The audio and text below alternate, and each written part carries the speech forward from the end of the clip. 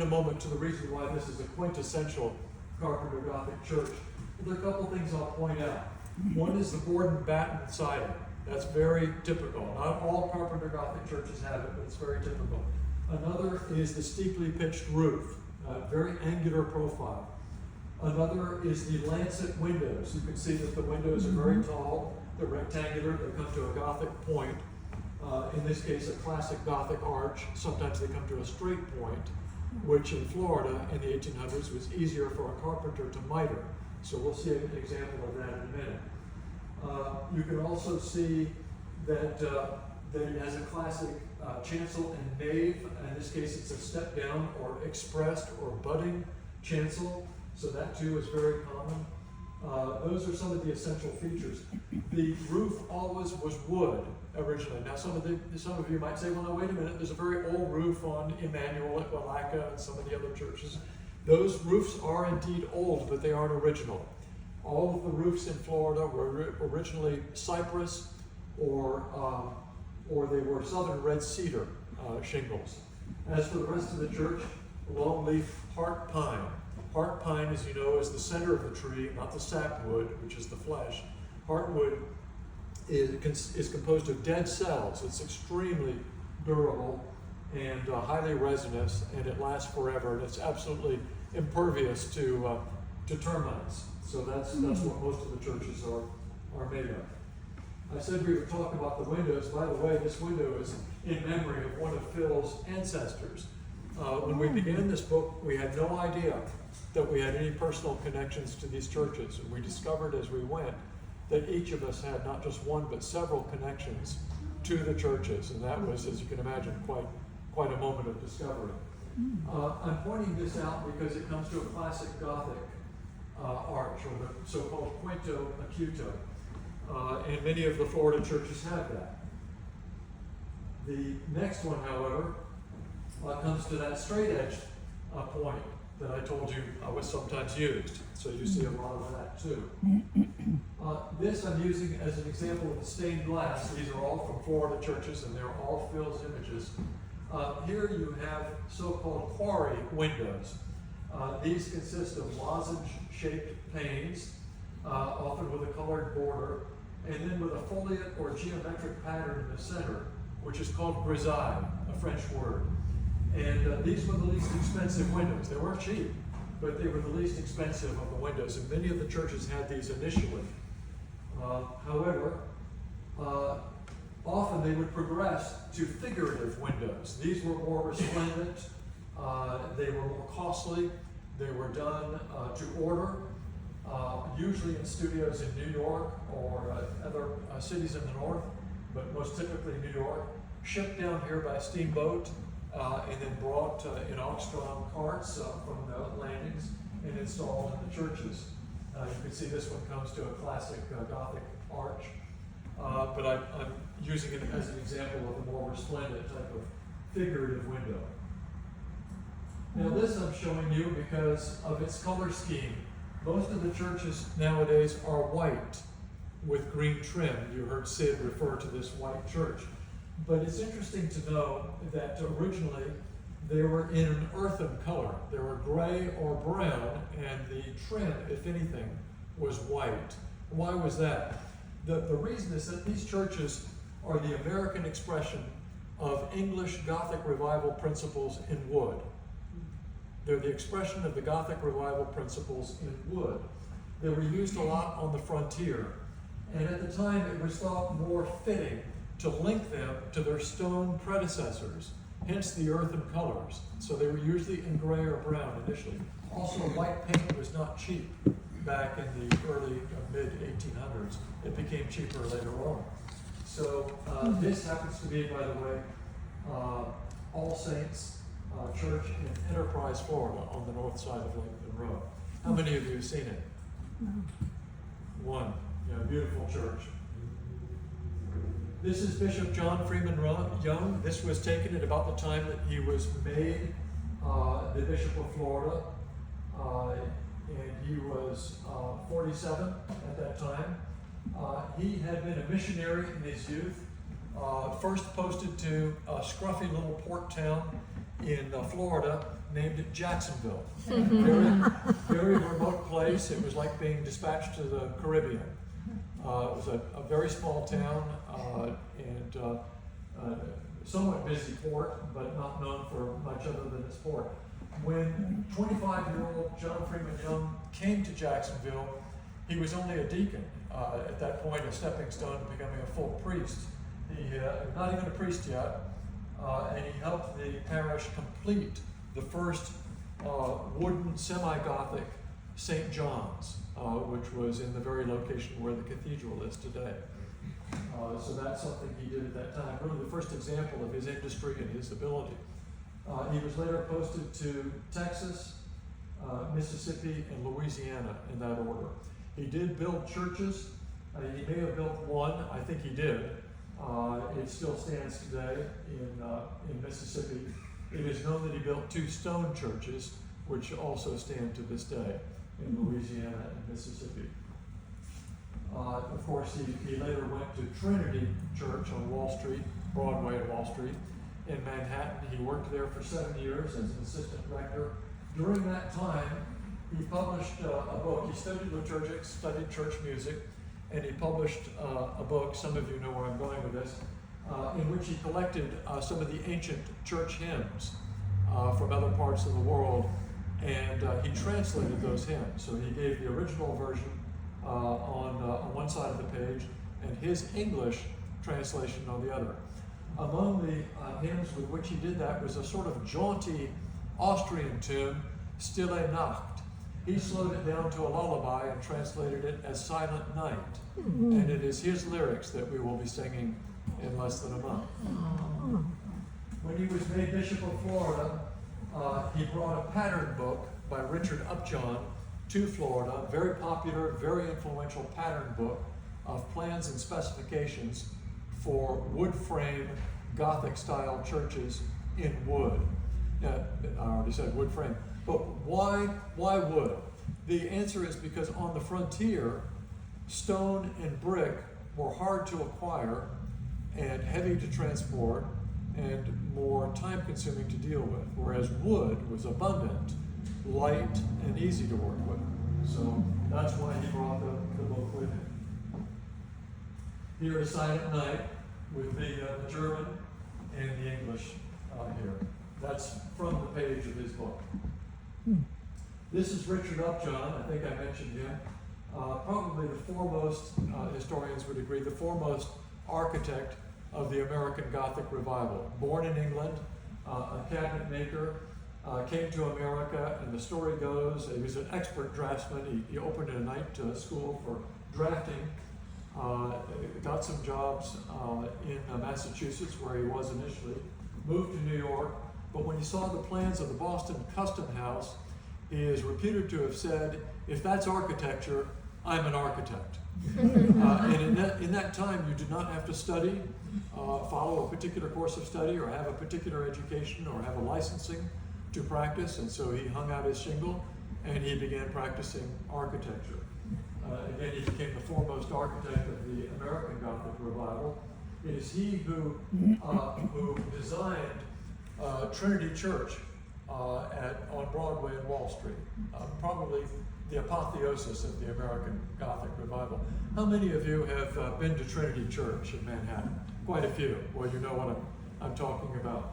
But again, he was the author of that pattern book. Some of you know the story. I don't have the time for much of it, but he was besieged with demands for plans once he became famous. And fledgling Episcopal missions would ply him with requests for plans for free, because they were struggling and trying to establish themselves on the frontier or in rural areas. And he made it a practice to do 1 or 2 plans for free per year, but that only intensified the demand as everybody jockeyed to try to be one of those fortunate parishes. So he resolved that by publishing in 1852 a large format book of plans and specifications for a church, a chapel, a rectory, and a schoolhouse.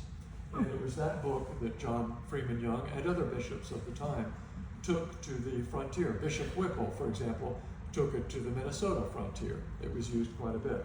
That's why you see a certain similarity in these churches, even though you may be traveling in Georgia, Minnesota, or Florida. This is Trinity Church in Manhattan, obviously a present-day photograph. We'll pick up the pace now a little bit. This is the much beloved St. Margaret's at Hibernia on Fleming Island. How many have seen it? I thought it would be quite a number of you. Just an extraordinarily beautiful church. You can see the board and batten. This church seats about 70 if you squeeze fairly tight. It's one of the smallest and one of the oldest wood frame churches in all of Florida. It also houses a collection of stained glass that would be the envy of any cathedral in America. And here it's on a dirt lane in the back of Beyond in Florida. Here is a historical photograph of it. I'll point out that you can see the quarry windows that were originally installed. Here you can see that a figurative window has also been installed. We'll see that in a moment. The other thing I'll point out is that the bell cote on this tiny church is so small itself, it's never been able to house a bell. There's never been a bell in it. They had a wood frame tower in the churchyard that held a bell for many years. You'll see the fence. That's to keep out feral pigs. Free-roaming pigs, chickens would enjoy the churchyard, and the pigs in particular would like to lie in the shade under the church. Here's the interior. You can see just how beautiful it is. The ceiling has been painted. None of the ceilings were painted originally. They were only stained. So whenever you see a church in Florida of this era and of this type that has a painted ceiling, you'll know that was done after the original construction. Here's the altar window. It is a memorial to Margaret Seton Fleming, who built this chapel and whose funeral service was the first service held in the chapel. She didn't quite see it finished. The theme of this window, which is by James Baker, a very famous stained glass artisan in New York, is night with the moon and stars, and day, the sun, and of course daylight. And then the two are joined here, which is a reference to Psalm 139. There's an inscription, I have fought the good fight, I have finished the course, the famous adieu from Paul. Here's the window we saw a moment ago from outside.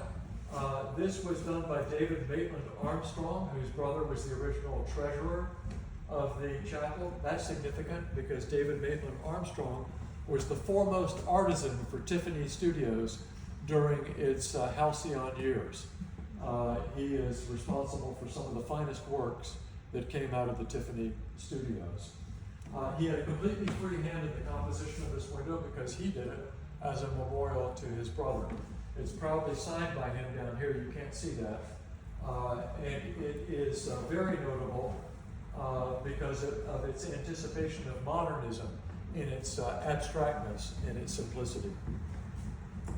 When I say any cathedral in America would give its eye teeth for this stained glass, I'm not kidding. I mean, this is just an incredible piece, absolutely invaluable. This is St. Mary's in Green Cove Springs. Again, a show of hands, so for those, quite a few. A beautiful church, among the best preserved of them all. It's just extraordinary. It was designed by Charles Haight, a famous architect who succeeded Richard Upjohn as the official architect for Trinity Church in Manhattan. It was Bishop Young who personally prevailed on Charles Haight to design this church. One of the things you'll notice is, of course, the St. John's River in the background. You'll notice that it's elevated, as all of the Florida churches must be to get them off our damp soils and away from the insects that inhabit those soils. You will notice here, though, under the windows, a series of panels. Those are ventilation panels that could be opened to allow breezes to flow through the church. Phil and I went to this church, of course, many times, but we were there on a day in April when it was a little warm in the church, and they opened the panels for us, and immediately cool breezes flowed throughout the church. They did exactly what they were intended to do. This is the only church remaining in Florida of the Carpenter Gothic Episcopal character in which both the windows and the ventilation panels can be opened in the manner originally intended. At all the other churches, the ventilation panels and sometimes even the windows have been sealed shut.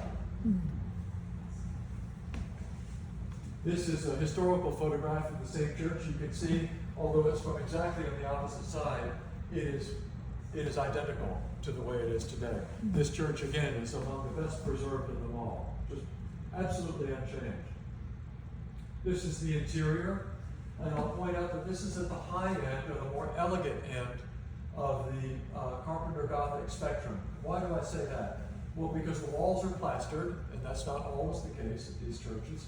It has hammer beam arches, which are very ornate and said to be the triumph of the medieval English carpenter, and indeed they are. I'll point out that there is this Canterbury cross, which is also found in the trusses of St. Margaret's at Hibernia. The two were built only a few years apart. The designer of this church is known, the builder of this church is known, but the designer and builder of St. Margaret's at Hibernia are not known. So that it really raises the question of whether, because they were built only a few years apart, and because they were only a landing or two apart on the same river, these might have been done by the same artisans. They probably were. We'll go on. There you can see the window open. They're always tilted open on a horizontal axis in the center, so it was very easy to tilt them. And you can see the ventilation panel open. Here's the altar window by Edward Colgate in New York, another famous stained glass artisan at that time. The window depicts faith, hope, and charity or love. Now, charity or love being the greatest of these is in the center. Another interesting detail is this pelican here pecking her breast. She's on the nest, her chicks are in front of her, and she's pecking her breast to the point of bleeding. Now, pelicans do that, but it's simply because they're reflexively lining the nest with more down and feathers. But in medieval times, they didn't know why that was done, and they thought that the bird was actually nourishing her young with her own flesh. And so the pelican became a metaphor for Jesus and his spiritual nourishment of his followers. Here is a phoenix rising from its ashes, another well-known Christian symbol for the resurrection. You have the Alpha and the Omega, the beginning and the end, depicted as well. This is also from the same church. It happens to be St. John the Baptist. Here it says, Ecce Agnus Dei, behold the Lamb of God. We have a halo depicting his spiritual authority. He is suitably hirsute, as John the Baptist was. He is raising his hand in a heralding gesture, which is appropriate. And you can see the River Jordan winding behind him. This is Grace at Orange Park. Again, how many? Just yes, great. By the way, you may wonder, did it always have this sort of wine dark wood shake siding? The answer is no, that came during the 1930s. It originally was board and batten, as we will see. By the way, this bell coat on the liturgical western end of the church is very typically medieval. Again, all of these churches are a revival of architecture from that time. Here it is in its original form. You can see the entrance is identical, unchanged. This is unchanged. You can see the ventilation panels, which now are covered over by that siding we looked at. You can see the straight-edged points at the tops of the windows. You can see too that the roof is wood shingle. Here is the interior of the same church. Very beautiful. Even the door comes to a straight-edged point. And there is a Trinity window, triangular window, just above it. The ceiling was painted, as you probably noticed. How many recognize this church? This is St. George. A few of you do. This is St. George on Fort George Island. Just an absolutely stunning church to come upon. When you take that drive, you have the marsh on one side, you have woods on the other, and suddenly you go around a corner, there's a historical marker, you look at this little hill, perhaps an old shell hidden, probably was, and here's the church. Just extraordinary. You can see the board and batten, and again the white and the green color scheme. Here's an older photograph, not terribly old, but gives you a sense that it has not much changed over the years. This is the interior. Again, the ceiling has been painted blue. Blue ceilings are not uncommon in medieval churches, blue being a reference to heaven, of course, but this church did not have a blue ceiling at the outset. This is the altar window, again by Edward Colgate, with whom Bishop Young had a personal relationship.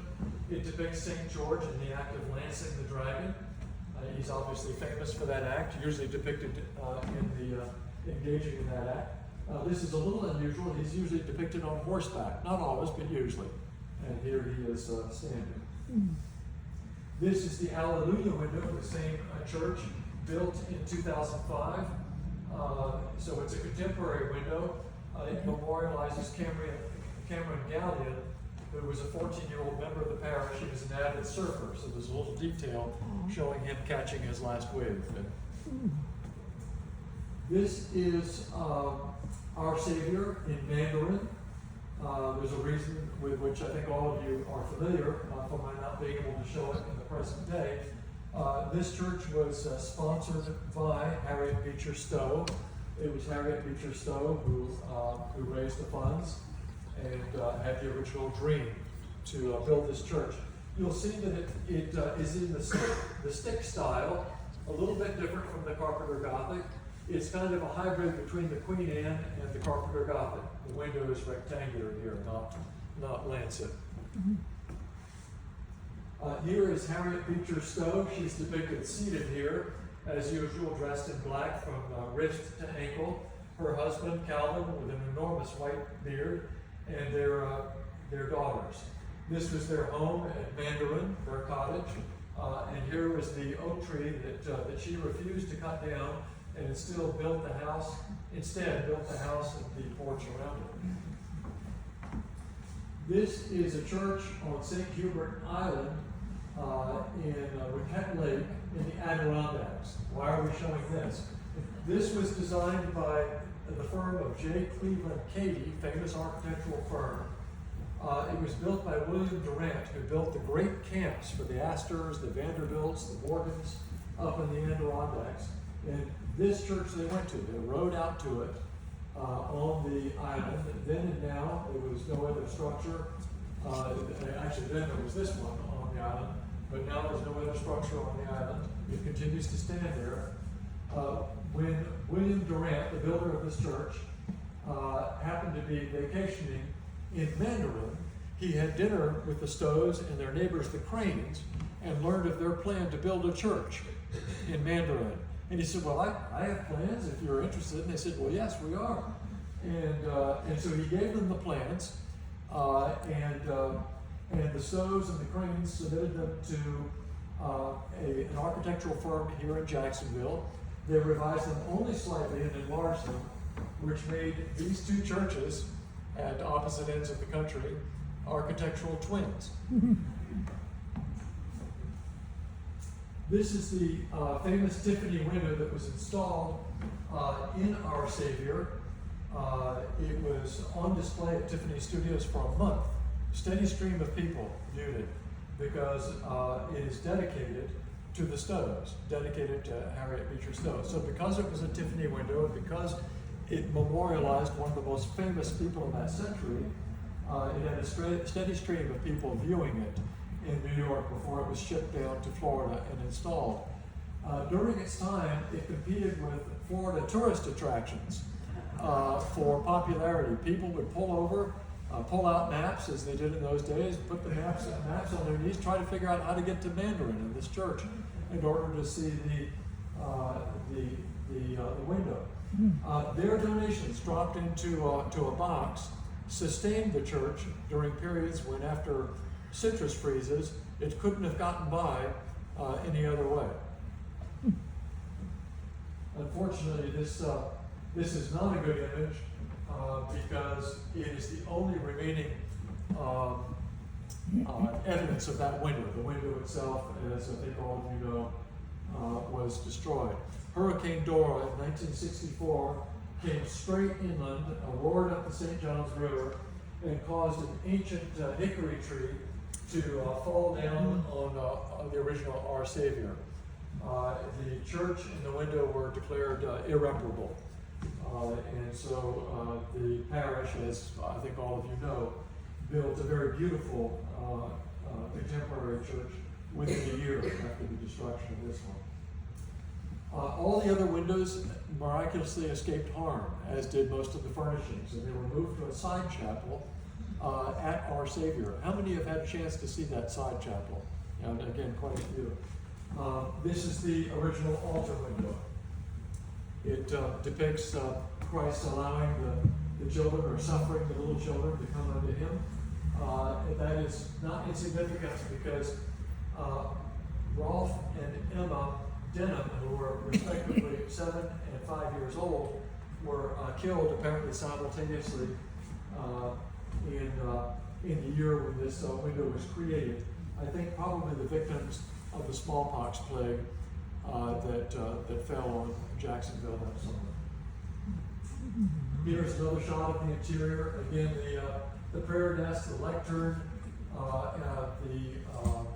some of the other furnishings were designed by Robert Schuyler, who built this church, designed this church.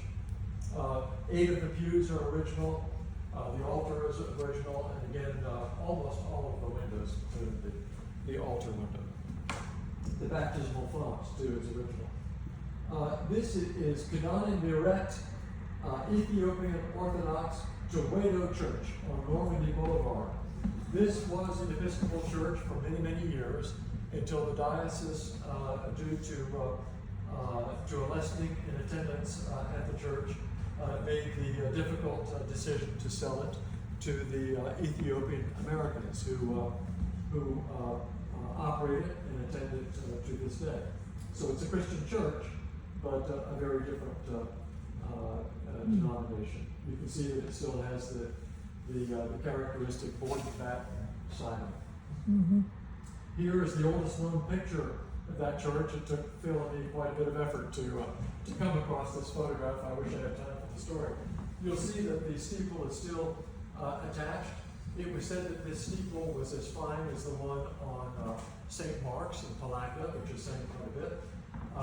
It deteriorated, and so it no longer stands beside the church. The church was originally at Huntington, just west of Crescent City.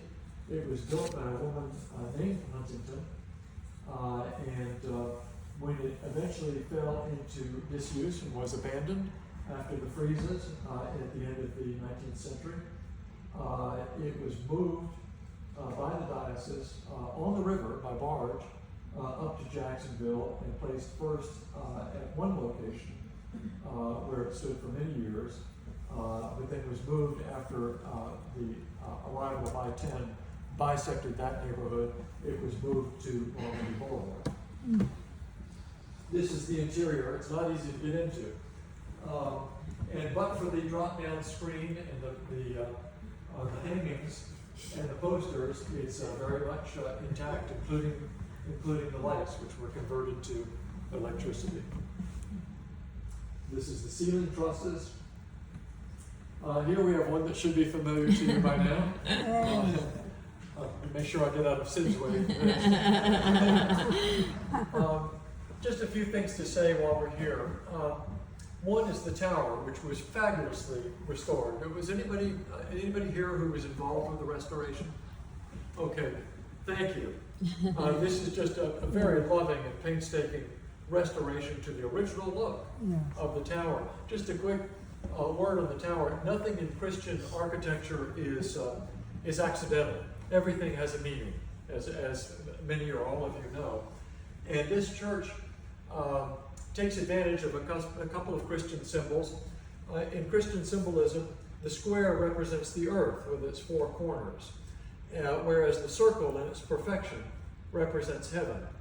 The octagon is considered sort of a meeting of the two, and that's why pulpits and baptismal fonts are often in octagonal shape. Well, here you see the tower rise from the earth into an octagonal shape, and that's symbolic of not only the direction in which it's moving physically, but it's symbolic of our sanctification as humans, our progression, hopefully, in this direction.